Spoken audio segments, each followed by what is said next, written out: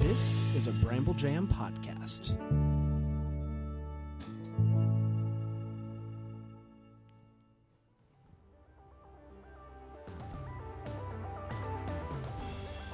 It's Thursday, October 8th. Guess what?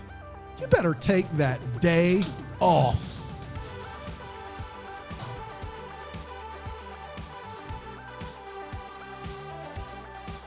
Hey, check one. Check one. There's a boom in the shop. Get it out of the shop. Man, our production team is just terrible. They're just off the rails. Why is there the boom is still in the shot? My bad. Trace, get the boom out of the shot. I'm busy. Man, that boom mic always gets in the way. Candy's not going to eat itself. Candy's not going to eat. What do you The 5 a.m. candy, Trace? Man, what kind of candy you got back there, Trace? Ooh, licorice. That's not Tracy. Is that Candy Graham? I get a little antsy. Licorice. Have you heard licorice can kill you? Oh boy, black licorice can. Licorice. If you go from red to black too quickly and you eat it daily for years, it can kill you. But I read that article was terrifying. Yeah. As little as 2 ounces of licorice can cause an irregular heartbeat. And why are we selling this over the counter to children? Why? 2 ounces daily for months can cause your heart to have problems. It changed my entire diet. You've been having 2 ounces of every 2 ounces is not a lot. No, it's a little bit. It's a little bit of licorice. Yeah. Hi everybody. Welcome to Take the Day Off. Take the day off. It is so good to see you and to be heard by you and to know that you're out there. Listening, watching on the YouTube. It's tough. Daily we wake up, we have no idea if anyone's going to listen. We don't know. No idea. We don't know. We wake up and then we put it out into the world and we see the people come flocking each and every day.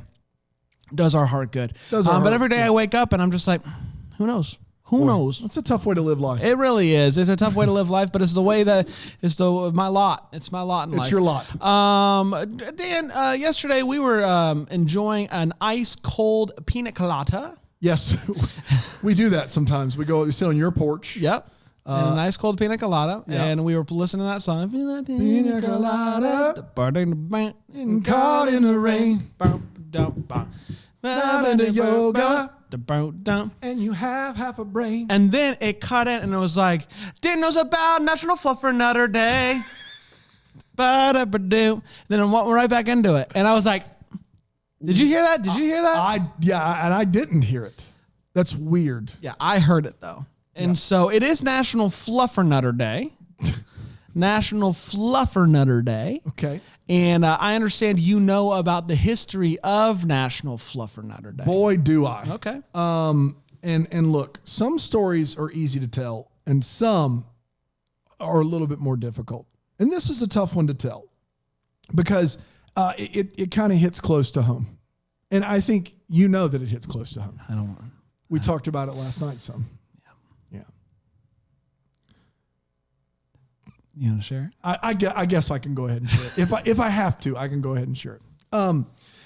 It was in the town of Sumter, South Carolina. Yeah. It was a cold day. So cold. In 1993. We were listening to MC Hammer's Too Legit to Quit. And we were robbed. We were both in school listening to Too Legit to Quit, dancing our hearts away. And out of nowhere, this kid comes up on a scooter and he goes, "Give me all your Fluffernutters." And for the life of me, we were like, what did he say? Like, we'll give you whatever you want. Like, don't hurt us. And then he said, "Give me all your Fluffernutters." And neither one of us knew what a Fluffernutter was. Yeah. We didn't know. And it cost us our entire lunches because we didn't know what a Fluffernutter was. So we gave him everything we had, clothes included, laughed out the door at school, went home crying. And in honor to remember that day, we started Fluffernutter Day. And to this day, I still don't know what it is. You don't know what a Fluffernutter Day is? I don't know what it is. You don't know what a Fluffernutter is? I know what the day is because we found it after we were robbed. But you don't know what a Fluffernutter is? I don't know what a Fluffernutter is. Is that true? I'm 100% true. Oh, Dan. Is it a food? A Fluffernutter. Is it a toy? is a sandwich. What? Yes, it's a sandwich that you had as a child, hopefully, and apparently you haven't. No. With peanut butter. Okay. And then marshmallow fluff.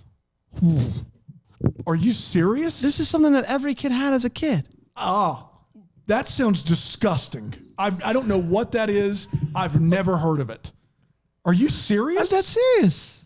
Why would you put those two things together? I can't believe you've never done this. I've never even... You had those growing up? Yes. Did you like them? Yeah. That Marshmallow. sounds terrible. Dan, it's like a s'more, except no chocolate. You add peanut butter. It sounds like a terrible texture.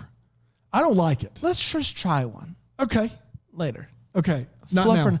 No, we'll do it for the grant. We'll do it for vlog. we'll do it for the vlog. Kind of like the frozen foods. We're still good. We're still working on it. It's hard to find frozen foods. It is. these It's tough. days. Well, okay. I'll tell you about the Fluffernutter quickly, Dan, if you don't mind. I'd love to hear about it. And the marshmallows date back to the Roman Empire.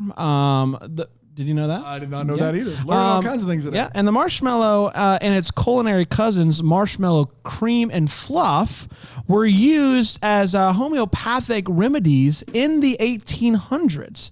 But I don't know how, I don't know why. It sounds like I'm making it up, but I'm not. And the fluff associated with the world's famous Fluffernutter was first whipped up by Archibald Query of Somerville, Massachusetts, in 1917. This sounds more made up than mine. He made batches of fluff in his kitchen, sold it door to door until sugar shortages and rationings during World War I brought the fluff sales to a not so sweet halt. Now, after the war ended, Dan, two candle makers joined Archie as partners in 1920 and renamed the original recipe Toot Sweet Marshmallow Fluff. Toot Sweet? Toot Sweet. Okay. Archie sold this recipe to partners H. Allen Dukey and Fred L. Mower for $500 in 1920, who shortened the name of the product to simply Marshmallow Fluff. Now, none of that is the history of a Fluffernutter. hold on. Sales of the fluff under the Durkee Mower Inc. increased over the next decade, and in 1930, the company sponsored a 15-minute radio variety show called The Fluffernuts to market the popular confection of the fluff. As demand of the gooey fluff increased, the company released the Yummy Cookbook in 1940 with recipes of the fluff, including the Fluffernutter, which was a sandwich that they made in 1960 with marshmallow fluff and peanut butter on one sandwich. And the rest is history. And in 2006, a proposal was made in Massachusetts, the State Assembly of Massachusetts, to make it the official sandwich of Massachusetts. It passed, and the same year, the Fluffernutter became a new ice cream flavor for the first time. And the state sandwich proposal, it actually failed. But the ice cream was a hit, and the first ever Marshmallow Fluff Festival was held during that summer. So, how do we get to the day? The day was just created out of a love for okay, good. That was a lot more history than I thought I was going to get today, one. And two, the reason I've never heard of this is it's clearly a northern thing. This is a Yankee thing. This is what's going on.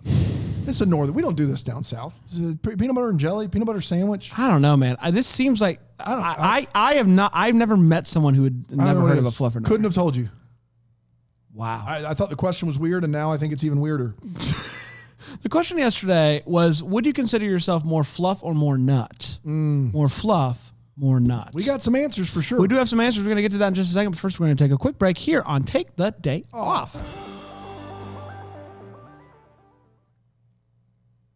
Hello, everybody. Welcome back to Take the Day Off. Happy National Fluffernutter Day. Yeah. Dan seems really excited about it. Super, Jack. You should definitely take an entire day off to eat a peanut butter marshmallow fluff sandwich. That's exactly right. That's exactly right. I got to try one, apparently. You have to try one. Yeah. Would you consider yourself more fluff or more nut is the question today. More fluff, like airy, fun, goofy, fun to love. So what is nut? If fluff is goofy, what is nut? Nut is crazy. Okay. Like, I'm crazy. So you're either goofy or crazy. You're either like, ooh, I love you. I feel like, what? Yeah. I feel like I need your answer before I can decide for myself. What are you? I'm more nut. I would consider you more fluff. You're me more fluff? Are you calling me fat? No, I'm saying it's fun to hug you. Okay. Sure, I'll go with fluff. You can be nut. Together, we're a fluffernutter. That's exactly right. And I think that's what you need in your life. You need somebody to be the yin to your yang, the fluff to your nut, if you will. Lots of people chimed in, including Genevieve, who says, I am more fluff. I'm soft and I'm lovable. That's me. And Genevieve, I think that's fantastic. Kudos to you for being more fluff. Jessica says, no, I'm way nutty and I'm okay with that. Good for you. God bless you. Tender Daddy said this, I think I'm a little bit of both, but if I'm honest with myself, I think I might be more fluff. I am decently insulated, and one of my go-to chocolate bars is the Three Musketeers. So more fluff for the Tender Daddy. Gina says both. I love a good cheese when it comes to movies and books, which require being more fluff, I think, but I'm also pretty kooky. You kooky nut, you. DK says, I am a New England original, so more fluff than nut. Fluff is the best part of the Fluffernutter. So he knew exactly what we were talking about here. Plus, I work in public relations, and I would say part of my job is to fluff. That's exactly right, DK. That is part of your job. DK. It's to make everything seem better than what it is. Yumi says, nut, fluff is too sticky. And I'm on board with that. I don't want any part of marshmallow fluff. I don't think. Paige says, nut, you are what you eat. Well, there you go. I guess she's nutty. Yeah. And Becca says, fluff. I'm fluffy with a little nut. With a little nut. Yeah. Gotcha. Okay. All right. Tiffany says I'm definitely more nut. I mean, I work out and try to avoid being a fluff. Yeah, a lot of people have taken this as a weight thing. That's fine. It was really a, let's see what people take it as. Whoever wrote the questions, I don't think this was a home run. I would call this maybe a foul tip strikeout. It wasn't our best question. Whoever wrote the questions, I would say it was likely either something like this or do you like Fluffernutters? Yeah. Or do you know what a Fluffernutter is? I would say people don't. I didn't have to ask that, and people know what it is. Dan. Some of them are just like Michael's just like, I'm all nut. Good for you, Michael. Debbie says, I'm equally fluffy and nutty personally, but when it comes to food, I am Team Crunch. So I'm guessing Team Nut. Team Crunch. Yeah. This is a weird texture. This whole thing is a little out of bounds. You seem very disconcerted by this. Disconcerted, not a word. Disconcerted. You seem very concerned about this. I'm not concerned as much as I can't believe there's not a better day than Fluffernutter Day. I'm here in good conscience telling people to not go to work and take the day off. And the best we got is a peanut butter marshmallow sandwich. All right. I'll tell you, October 8th. Here are the days. Okay. Are you ready? I'm ready. This is some other things. Okay. National Depression Screening Day. National Fluffernutter Day. And National Pierogi? Pierogi. That was the day we should have done. What's a pierogi? It's a Russian. Polish dumpling. Yeah, Polish dumpling. I think it's 6.5 of this, but it's a Fluffernutter. You didn't know what a pierogi was? No. And I didn't know what a Fluffernutter was. Yeah. So we should have screamed for depression. Apparently we should have. And yes, by all means, please go get screamed for depression. Screamed for depression. 100%. 100%. Yeah. Take the day off to do it. Yeah. By all means. And eat a Fluffernutter, eat a pierogi, do all the things. Your first Fluffernutter's on me. Yeah, that's exactly right. I cannot believe you've never had a I can't believe you don't know what a pierogi is. You think I know the world of Polish dumplings? Dude, pierogies are pretty common. I think we should put it on the poll. Ooh. A Twitter poll. Ooh. What's more common, or what do you think more people in America know, pierogi or Fluffernutter? I'm gonna throw it on the Facebook group. Dang it. Right now. Okay, it's Christmas and it starts right now. Is that right? Hey, we did it, everybody. We're gonna be done here. Hope that tomorrow's better. Please give us another shot tomorrow. Hey, what's the best tasting cheese? That's the question for tomorrow. The best tasting cheese. We'll get to that tomorrow. But until then, we are, Lord willing, leaving you with a Palaha Coup from our good friend Chris Palaha. Until then, go ahead and take that day off. Little man, small shoes, hard to hear and play the blues. My cookies rocks. Have a great day. Is he making fun of little people there? I think so. He is. That didn't work, though. Good job, Brant. He's tall. He's tall. He's a tall boy. I like Fluffernutters. I don't know what they are. You don't either? I agree with Dan. I'm a pierogi boy. Surprising. Surprise, surprise. God bless.